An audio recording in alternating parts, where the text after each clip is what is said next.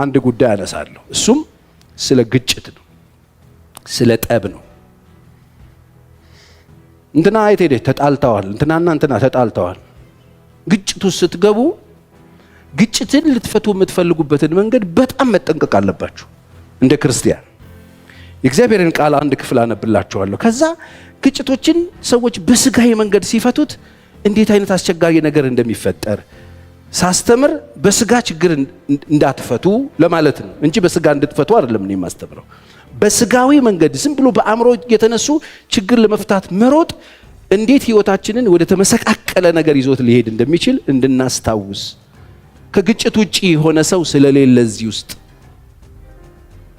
ልጆች ከሆናችሁ ከወላጅ ትጋጫላችሁ፣ ወላጆች ከሆናችሁ ከልጆች ትጋጫላችሁ፣ ሚስቶች ከሆናችሁ ከባሎች ትጋጫላችሁ፣ ባሎች ከሚስቶች፣ አሰሪ ከሰራተኛ፣ ሰራተኛ ካሰሪው፣ ጎረቤት ከጎረቤቱ ይጋጫል፣ ጓደኛ ከጓደኛ ይጋጫል። ግጭቶችን እንዴት ነው የምትፈቱት? አብሮ ሰራተኛ ይጋጫል፣ አብሮ የሚሰራ ሰው ይጋጫል። እነዛ ግጭቶችስ እንዴት ነው ልትፈቱ የፈለጋችሁት? እንዴት ነበር የፈታችሁት? እሱን ዞር ብለን ለመግቢያ አንድ ጥቅስ ላንብብላችሁ። ማቴዎስ ወንጌል ምዕራፍ 5 ላይ ከ25 ቁጥር ጀምሮ የእግዚአብሔር ቃል እንደዚህ ይላል። የከሰሰህ ባለጋራ እንዳያስፈርድብህ ዳኛው ለአሳሪ አሳልፎ እንዳይሰጥህ በወህኒ እንዳትጣል በመንገድ ሳለህ ከባለጋራ ፈጥነህ ተስማማ። እውነት እልሃለሁ ካስፈረደብህ ግን የመጨረሻዋን ሳንቲም እስክትከፍል ድረስ ከዚያ አትወጣም አለ ኢየሱስ። ቶሎ ፈጥነህ ተስማማ።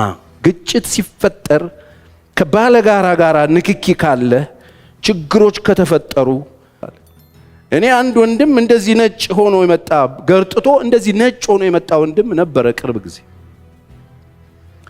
የልጆች አባት ጎበዝ ሰራተኛ ሀብት የነበረው ሰው ነው።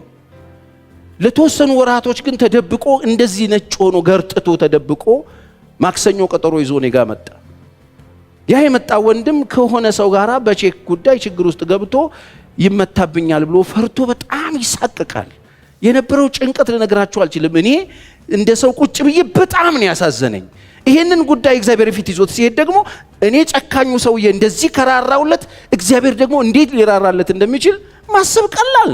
የነገረኝ ነገር እውነት ስለሆነ የእግዚአብሔር መንፈስ በእኔ ስላለ ቼክ አረጋለሁ። ሰው ሲዋሸኝ ስለማቅ እውነት ነው የሚያወራው። ስለዚህ የገጠመው ነገር እውነት ነው። ማንኛውም ሰው ላይ የሚገጥም ነገር ነው። ግለሰብ ላይ ይገጥማል፣ ማህበር ላይ ይገጥማል፣ ሀገር ላይ ይገጥማል። ሀገር እኮ ትበደርና ምሰራው ነገር አለኝ ብላ በኢንፍሌሽን ምክንያት እሰራዋለሁ ያለችውን ሳትሰራ ወገቡ ላይ ቆሞ ወዲያ ውስጥ ልትገባ ትችላለች። ሀገር እንደ መንግስት እንኳን ግለሰብ ማለት። ስለዚህ ይህ የሚያሳዝን ነገር ነው። ስለዚህ ምንድን ነው ያልኩት እኔ ሰውየው በህይወት አለ ወይ? አዎ። ችግር ውስጥ የምትፈራው ሰው? አዎ። ስለዚህ የምታደርገው እንደዚህ ነው። ምን ላድርግ? ነገ ወፍ ሳትጮህ ሌሊት ወፍ ገና ጭጭጭ ስትል ተነስና ቤቱ ሄደ አንኳኳ በሩ። ከዛስ እግሩ ላይ ወደቅና ለእኔ የነገርከኝን ንገረው። ከዛስ ከፈለገ እስር ቤት ይጣልህ፣ ከፈለገ ይግደልህ። በቃ ጉዳዩን ይዘህ ጊዜ ይሄን አድርግ፣ እኔ ጸልይልሃለሁ። ጸለይኩለት፣ ሄደ። በማግስቱ ይሄን አደረገ። ይሄንን ገብቶ የገጠመውን ነገር ሲነግረው ሰውየው በጣም አለቀሰለት። ሰውየው ማልቀስ ብቻ አይደለም፣ በጣም አዘነለት። ማዘን ብቻ አይደለም፣ እንደገና ገንዘብ ሰጠው። እኔ ይህንን መቻወቅኩ ብሎ ሰውየው ግን አያችሁ ሊፈታ የፈለገበት መንገድ በመደበቅ በመሸሽ በመዞር በምናምን ነበረ ችግሩን በጣም እያባሰው ያለው። ዛሬም ካላችሁበት ነገር ውስጥ የሚያወጣ ጥበብን የሰራዊት ጌታ እግዚአብሔር ይሰጣችኋል። ይሄ ለጮሌዎች አይደለም ለጨዋዎች ነው የሚሰራው። በደንብ አሜን በሉ። ክብር ለእግዚአብሔር ይሁን። ስለዚህ ግጭት ሲፈጠር በስጋዊ መንገድ ለመፍታት መሞከር ዋጋ ያስከፍላል። ግጭት ብዙ ጊዜ ችግር የሚሆነው መቼ ነው መሰላችሁ? አንዳንድ ሰዎች ግጭት እንደሌለ አድርገው መቁጠር፣ ግጭት እያለ ማለት ችግር እንዳለ እያወቁ ችግር እንደሌለ ኢግኖር ያደርጉታል። በተለይ ክርስቲያን ነን የሚሉ ሰዎች፣ መንፈስ ቅዱስ አለን የሚሉ ሰዎች ግጭት አለ እኮ ግጭት እንደሌለ መቁጠር። እንዴ ሰላም ነው ምንም ችግር የለም የምትሉ ሰዎች መፍታት የሚገባችሁን ነገር መፍታት በሚገባችሁ ጊዜና ጥበብ መፍታት ባለባችሁ መንገድ ካልፈታችሁት የቆየ በሽታ መድኃኒት አይሆንም። ብዙ ሰዎች ችግር ቤት ውስጥ ያለን ችግር ረጋ ብለው በእግዚአብሔር ፊት መፍታት ሲገባቸው በስጋ ለመፍታት ሲሯሯጡ ከድጥ ወደ ማጥ የሚባል ችግር ውስጥ ይወድቃል። በጣም የምንወደውና አብርሃም ቤት ብዙ ሰው አያስተውለውም። እግዚአብሔርን ተስፋ አድርጎ ይወጣ፣ እግዚአብሔርን ጻድቅ ብሎ የሚጠራው አብርሃም ቤቱ ችግር ነበር። ችግሩን ያመጣው እግዚአብሔር ዘግይቶ ነው። እግዚአብሔር ሲዘገይ እነሱ ቤት ችግር አለ። ያ ችግር መንፈሳዊ ስንጥቃት ቤታቸው ውስጥ ፈጥሯል። እንዳልተፈጠረ ነበር የሚኖሩት። ብዙ ሰው አላየውም እሱን ችግር። እነሱ ቤት ያለው ችግር አብርሃም ጎልቶ አይታይም። ግን አብርሃም ነው ተጠርቶ የወጣው። አብራው የነበረችው ሚስቱ ጊቭ አፕ አረገች። ሰምተህ የወጣው አይቻለሁ ብለ የወጣው ገብቶኛል ብለ የወጣው እግዚአብሔር የት አለ? ምን አደረገልን? በእግዚአብሔር ተስፋ ቆረጠች። እግዚአብሔር ልጅ አልሰጣቸውም ነበር። ስለዚህ እዛ ቤት ውስጥ ችግር ነበር፣ ግጭት ነበረ። ግጭቱ ሳራ አንደኛ ከእግዚአብሔር ጋር ትጋጭታለች፣ ሁለተኛ ከአብርሃም ጋር ትጋጫለች፣ ሶስተኛ ከአጋር ጋር ስትጋጭ ታገኙዋታላችሁ አንድ ቤት ውስጥ። እናታችሁ ሳራ እህቶቼ፣ ግጭቱን ምንድን ነው ያመጣው? መዘግየት። ተስፋ አድርጋው የነበረው ነገር ይሆናል ብላ የፈለገችው ነገር ይፈጸማል ብላ የጠበቀችው ነገር ስላልተፈጸመ፣ ዛሬም በጣም ብዙ ሰዎች ቤት ውስጥ የተጠበቀ ተስፋ ስላልሆነ፣ ይገዛል የተባለ ስላልተገዛ፣ ይደረጋል የተባለ ስላልተደረገ፣ ስለዘገየ በባልና ሚስት መካከል ግጭት ይፈጠራል። ጎልቶ አልታየም። ጎልቶ የወጣው መቼ ነው? ሴቲቱ በቃ እግዚአብሔር ስለዘጋኝ ትላለች። ምዕራፍ 16ን አንብቡ ዘፍጥረት። እግዚአብሔር ዘግቶታል አለች እና በቃ ከዘጋ እግዚአብሔር ማን ነው የሚከፍተው ታዲያ? እግዚአብሔር የዘጋውን የሚከፍት ኃይል አለ? ተጣልተው ነበረ ከእግዚአብሔር ጋር። ራሴ ከፍታለሁ አለች። በቃ ተወሱ ነው እኮ በቃ ሌላ ዘዴ አለ፣ አቋራጭ መንገድ። ግጭት ቤት ውስጥ የተፈጠረን ነገር የመጣን ነገር ለመፍታት በእግዚአብሔር ፊት መጸለይ መፍትሄ ሆኖ ትክክለኛ መፍትሄ የሆነ ነገር ማድረግ ነው እንጂ መፍትሄ ያልሆነ ነገር ለማድረግ መሮጥ እውነተኛ ማንነታችንን በጊዜ ሂደት ይገልጥብናል። ሳራ ከእግዚአብሔር ጋር ተጣልታለች። ሳራ ከአብርሃም ጋር ተጣልታለች። በምን አወቅ ፓስተር ሻሌ? ምዕራፍ 16ን ግቡና አንብቡት። ሂድ ግባ አለችው አጋር ጋር ይላል። ምንም ማድረግ አይችልም። ጎትቶ ያወጣት እሱ ነው ከሰፈር። የሚስቱን ቃል ሰማ፣ ገባ። አጋር ጸነሰች። አጋር እንደ ጸነሰች ባየች ጊዜ ተበተች ይላል መጽሐፍ። እንደ ቀድሞ ጊዜ ያልሆነችም፣ ስትጠራት አቤት አትልም አይነት ነገር። በቃ ሴት ሌላ ሰው ሆነችባት።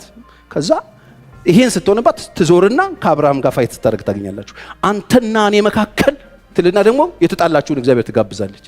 እግዚአብሔር ይፍረድ ትለዋለች። አያችሁ፣ እንትን ነው ግጭትን በትክክለኛ መንገድ ካልፈታችሁት ጉዞአችሁ ወደ እብደት ነው። በጨ ነው የምትሆኑት። ከእግዚአብሔር ጋር ያላችሁን ነገር ማስተካከል ካልቻላችሁ እብደት ውስጥ ነው የምትገቡት። ምን ማለት ነው? ሳራ በአንተና በእኔ መካከል ምን ላድርግ? ይፍረድ እግዚአብሔር፣ አንተ ነህ ምናምን ትለዋለች። ነው ወይ ነው? አያችሁ፣ ለችግር መፍትሄ አድርጋ የወሰደችው ነገር ስጋዊ መንገድ ስለነበረ ቤቷ ላይ ችግር ጨመረ እንጂ ችግር አልተቀነሰም። ቤታችሁ ጋር ያለ ችግርን እንዴት ነው የምትፈቱት? ቤታችሁ ላይ የተፈጠረን ችግር፣ ስራችሁ ላይ የተፈጠረን ችግር፣ ኑሯችሁ ላይ የተፈጠረን ችግር ለመፍታት የምትሄዱበት መንገድ ምን አይነት መንገድ ነው? ቼክ አድርጋችኋል? እሱ በጣም ዋጋ እንዳያስከፍላችሁ። የሆነ ነገር ገጥሟችኋል፣ ቅሬታ ውስጣችሁ ገብቷል፣ ህመም ውስጣችሁ ገብቷል፣ ኑሯችሁ የሆነ ነገር ሆኖባችኋል፣ በግል ህይወታችሁ የሆነ ነገር ተፈጥሯል። ምንድነው መፍትሄ ብላችሁ ልትወስዱ ያላችሁት? ሰዎች እንዲህ አይነት ነገር ሲገጥማቸው በእግዚአብሔር ፊት መጸለይ፣ ትክክለኛ ምሪት እግዚአብሔር እንዲሰጥ ይደረጋል እንጂ ተስፋ ቆርጣችሁ፣ ተናዳችሁ፣ ተበሳጭታችሁ፣ እልህ ውስጥ ገብታችሁ በራሳችሁ የምትሄዱበት መንገድ ዋጋ ያስከፍላችኋል። የእነ አብርሃም ቤት ጦስ እስከ ዛሬ አለ፣ እስካሁን ሰዓት አለ። በስጋዊ መንገድ ሄደን መፍትሄ ልናመጣ የምንሄድበት መንገድ ከድጡ ወደ ማጡ ነው የሚወስድ። እና አብርሃም ቤት ይሄ ችግር ተፈጠረ። ችግር አለው። ረጋ ብለን በእግዚአብሔር ፊት ጸልየን ትክክለኛ መፍትሄ፣ ትክክለኛ መድኃኒት መስጠት ነው ለችግራችን ያለብን። የሚፈጠር ነገርን ለማስተካከል ትክክለኛውን መንገድ መውሰድ እንጂ ትክክለኛ ያልሆነ የሚመስል ነገር ማድረግ፣ ተቃራኒ ነገር ማድረግ ዋጋ ያስከፍላል። አንደኛ ሳሙኤል ላይ ሄዳችሁ ስትመለከቱ ምዕራፍ 2 ላይ እነ ኤሊ ቤትም ይሄው ነው የተፈጠረው። እግዚአብሔር ከኤሊ ጋር ተቀያይሟል፣ ከልጆቹ ጋር ተጣልቷል። መቅደስ ውስጥ ካለው ነገር ጋር ችግር ውስጥ ነው ያለው። እዛም ጋር ስታዩ ፐርሰናል ችግር አለበት። ኤሊ ከእግዚአብሔር ጋር የነበረውን ነገር አቋርጧል። ካህኑ ወደ መቅደስ መግባት አቁሟል። የእግዚአብሔር ድምፅ መስማት አቁሟል። ራእይ መቀበል አቁሟል። ከሱ የተነሳ የእግዚአብሔር ቃል በሴሎ መቅደስ ብርቅ ነበር። ራእይ አይገለጥም ነበረ። በቃ ሰው ኦልሬዲ ሙት ነው፣ ልምምድ ብቻ ነው የነበረው። ከእግዚአብሔር ጋር ተላልፈዋል። በዚህ ምክንያት ቤተሰቡ ላይ የመጣ ችግር ነበር። ልጆቹ ምናምንቴዎች ነበሩ፣ አገልጋዮቹ ምናምንቴዎች ነበሩ ይላል መጽሐፍ። ችግር ተፈጥሯል። ያንን ችግር ለመፍታት የነበረ ነገር ለማስተካከል መደረግ የነበረበት ነገር ነበረ። ግን በስጋዊ መንገድ ኤሊ ቀልድ የሚመስል ነገር ሲያደርግ ታገኙታላችሁ። ምዕራፍ 2 ከ22 እስከ 25 ኤሊም እጅግ አረጀ፣ ልጆቹም በእስራኤል ሁሉ ላይ ያደረጉትን ሁሉ በመገናኛው ድንኳን ደጅ ከሚያገለግሉ ሴቶች ጋር እንደተኙ ሰማ። እርሱም አላቸው፣ ስለ ክፉ ስራችሁ ከዚህ ሕዝብ ሁሉ ሰምቻለሁና ስለምን እንዲህ ያለ ነገር ታደርጋላችሁ? ልጆቹ ከሕዝቡ ጋር ተጣልተዋል። ከእግዚአብሔር ጋር ሰው ሲጣላ ቀጥሎ ከሰው ጋር የሚጣላው ቼክ አርጉ። እድገታችሁ ወዴት ነው? ከእግዚአብሔር ጋር ጠብ ስትጀምሩ ኢሚዲየትሊ አጠገባችሁ ካለ ሰው ጋር፣ ከእግዚአብሔር ሕዝብ ጋር፣ ከሰው ጋር ትጋጫላችሁ። ሕዝቡ ነው ከሕዝቡ ጋር የተጋጩት። ከሕዝቡ ጋር ተጋጭተዋል።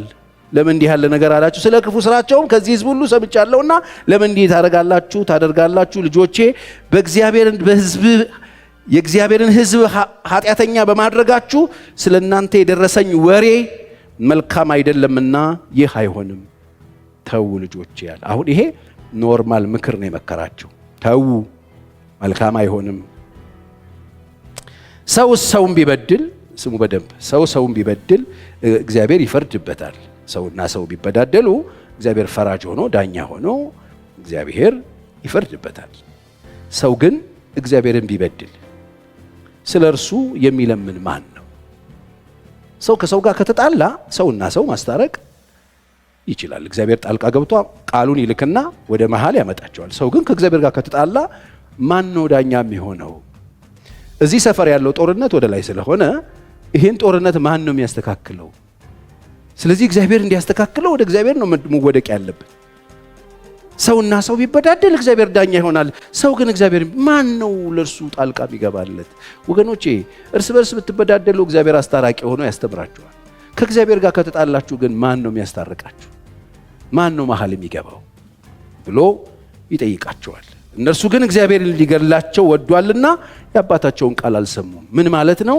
ከእግዚአብሔር ጋር ነገራቸው ማስተካከል አልፈለጉም። በቃ እግዚአብሔር በቃ ሊያጠፋቸው ወዷል። ልባቸውን ዘግተዋል። ለመስተካከል ሬዲ አይደሉም። አያችሁ፣ የሆነ ችግር ሲፈጠር መንገዳገጭ በሕይወታችሁ ሲመጣ የሚደረገው ወደ ላይ አስተካክሉ። ወደ ላይ ሲስተካከል ወደ ጎን በጣም ብዙ ነገር ይስተካከላል። የብዙ ሰዎች ችግር ወደ ላይ ያበላሹና ወደ ጎን ከሁሉ ጋር ይበላሽባቸው። ወደ ጎን የሚበላሽን ነገር ለማስተካከል ጥረት ማድረግ ትርጉም የለውም። ወደ ጎን የሚበላሹ ነገሮችን መምከር ትርጉም የለውም። እግዚአብሔር ሊገላቸው ወዷል አለ። ለምን? ሰዎች ወደ ላይ ማስተካከል እንደ ሳኦል ማለት ነው። እግዚአብሔር ከላይ ንቆቶ እባክህ እሱን ሕዝብ ፊት አክብረኝ ይል ነበረ። ችግር ሲፈጠር ችግርን የምትፈቱበት መንገድ መንፈሳዊ ይሁን። በሕይወታችሁ ላይ የተፈጠረ መንገራገጭ አለ። መንፈሳዊ ሕይወታችሁ ላይ ሊሆን ይችላል፣ ትዳራችሁ ላይ ሊሆን ይችላል፣ ኑሯችሁ፣ ሕይወታችሁ ላይ የተፈጠሩ ነገሮች አሉ። አዎ፣ እነሱ ነገሮችን ለመፍታት ምን እያደረጋችሁ? አስተውሉ። እኔ ኤሊ ቤት የተፈጠረው ችግር ወደ ላይ ነው። ወደ ላይ ሲፈጠር ወደ ጎንም ተፈጠረ። ከህዝቡ ጋር ችግር ውስጥ ገቡ። ኔክስት የሚሆነው ነገር ሰዎቹ እንደ መላ የሚወስዱት ነገር ምንም ነገር ስላልነበረ የመጣው ጥፋት ነው፣ የመጣው ችግር ነው። ከችግር ወደ ችግር ነው የሚወስደን። በስጋዊ መንገድ የተፈጠሩ ግጭቶችን፣ የተፈጠሩ ችግሮችን ለመፍታት መጣር ዋጋ ያስከፍለናል። የተፈጠረ ችግር ሁሉ ሲፈጠር መንፈሳዊያን ሆነን ችግሮችን ለመፍታት እንድንችል እግዚአብሔር ይርዳል። እስቲ በደንብ አሜን በሉ። ብዙ ጊዜ ሰዎች እሱን ነው የሚያደርጉት። ግጭቶች ሲፈጠሩባቸው ይህንን ያደርጋሉ። ስጋዊ መፍትሄ ብለው የሚወስዷቸው ነገሮች አሁን ችግሩን ለመፍታት መፍትሄ ብላ የወሰደችው አቋራጭ መንገድ ነው። ያ አቋራጭ መንገድ ማቆሚያ የለውም። ቤቱ ላይ ያመጣው ጣጣ ብዙ ነው። እንደገና ከባሏ ጋር ጦርነት ውስጥ፣ እንደገና ከሰራተኛዋ ጋር ጦርነት ውስጥ፣ እንደገና እዛ ቤት ውስጥ የተፈጠረው ነገር ስደቱ። ተመልከቱ፣ ሳራ ያን የመሰለች ቆንጆ ሁላችን አክብረናት ምን አይነት ሚስት ናት ብለን የምንወዳት ሳራ የሌለ ባህሪዋ ተገልጦ ሰራተኛ የምታሰቃይ መጽሐፍ ነው እኮ የሚለው። አሰቃየቻት ይላል።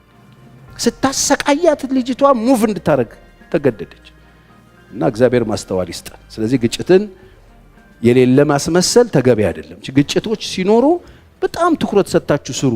ግጭትን ኢግኖር አታርጉት።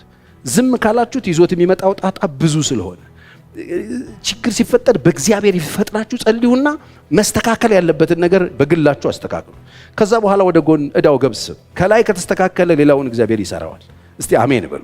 ይሄን ማድረግ ቶሎ ካለ ችግር እንዳለ ካሰባችሁ ቶሎ ፍቱት ይላል። የምንፈታው እንዴት አድርገን ነው? ወደ ላይ። ይሄው ጌታ እኮ ነው መግቢያችን ላይ ጋራ አንድ ነገር ካለ ፈጥነህ ተስማማ፣ አለበለዚያ ባለጋራ ይከስህና ወይ ጣቢያት ይሄድና ፍርድ ጋር ይመጣና ዳኛ ይወስድና ውሳኔ ከመጣ ወይኒ ነው የምትጣለው፣ እኔ አላድንህም እኮ ነው እያለ ያለ። ግጭቶች ሲፈጠሩ ጤነኛ የሆነ መፍትሄ መውሰድ አለ። ሁለተኛ ሰዎች እንደ መፍትሄ የሚወስዱት ነገር ግጭት ሲፈጠርባቸው አንደኛ ችግር እንደሌለ ይቆጥራሉ፣ ሁለተኛ ችግሮችን ይሸሻሉ። እኔ ይሄ በስፋት እዚህም አግኝቼዋለሁ በተደጋጋሚ ሰሞኑን በተለይ ይሄንን ሳምንት በሰፊው እየመጡ ያሉ ነገሮች እኔ ጋር እነዚህ ናቸው። እዚህ ውስጥም ልትኖሩ ትችላላችሁ። በተለያየ ቦታ ሆነው የሚሰሙ ይሄንን ኬዝ የሚያውቁ ሰዎች አሉ። ምንድነው መፍትሄ የሚያደርጉት? ሙቭ ማድረግ፣ መሸሽ። ይሸሻል። ግጭትን መሸሽ፣ ግጭት ሲፈጠር መሸሽ። ልክ ግጭት አልባ ገነት ውስጥ እንደምንኖር ነገር መሬት ላይ ግጭት ሲፈጠር ቶሎ ሰፈር መልቀቅ፣ ብዙ ሰዎች ቤታቸው መልቀቅ፣ ከቤት መውጣት፣ ከስራ መልቀቅ፣ ቶሎ መልቀቂያ ማስገባት፣ ግጭት ሲፈጠር ፍቺ ማስገባት፣ እንፋታ ቤታቸው ጋር። አንዳንዱ ቶሎ ብሎ የኖረበትን የሰራይን ማመልከቻ አስገብቶ ስራዬን ይለቃል። በምን ግጭት? በግጭት ምክንያት ሰው ስራውን ይለቃል፣ ፍቺ ይጠይቃል፣ ሰፈር ይለቃል፣ ቤት ይለቃል፣ ሀገር ይለቃል፣ ቤተ ክርስቲያን ይለቃል፣ ሁሉን ነው የሚለቀው። ለምን? ግጭት። ለምን ነው የምትለቀው? ሰፈር ተጋጭተና። ለምን ነው የምትለቀው? አካባቢ ስለተጋጨን ከጎረቤቴ ጋር። ለምን ነው ስራ የምትለቀው? ከእንትና ጋር ተጋጭተና። ለምንድን ነው ከቤት የወጣሽው? ተጋጨን፣ አልተግባባን ከባሌ ጋር እና ማምጣት መፍትሄ ነው ወይ? በቃ ለምንድን ነው የሚደረገው? ስጋዊ መፍትሄ ነው። እግዚአብሔር የለበትም። ግጭት ሲፈጠር ቤት አትልቀቁ። ግጭት ሲፈጠር ቤተ ክርስቲያን አትልቀቁ። ግጭት ሲፈጠር ሀገር አትልቀቁ። አካባቢ አትልቀቁ። ስፍራችሁን አትልቀቁ። መጽሐፍ ቅዱስ ስፍራውን የሚተው ሰው ቤቱን ጥሎ እንደሚበር ወፍ ነው ይላል። ቤቱን ጥሎ እንደሚበር ወፍ ነው ስፍራውን የሚተው ሰው። ቤቷን ጥላ የምትበር ወፍ ሌላ ጎጆ ውስጥ ሄዳ አትገባም። ለአውሬ ሲሳይ ነው የምትሆነው። በየኤሌክትሪኩ ነው የምታድረው፣ ትሰቃያለች። ስፍራውን የሚተው ሰው ቤቱን ጥሎ እንደሚበር ወፍ ነው ይላል። ስፍራችሁን አትልቀቁ። ስፍራ መልቀቅ መፍትሄ አይደለም።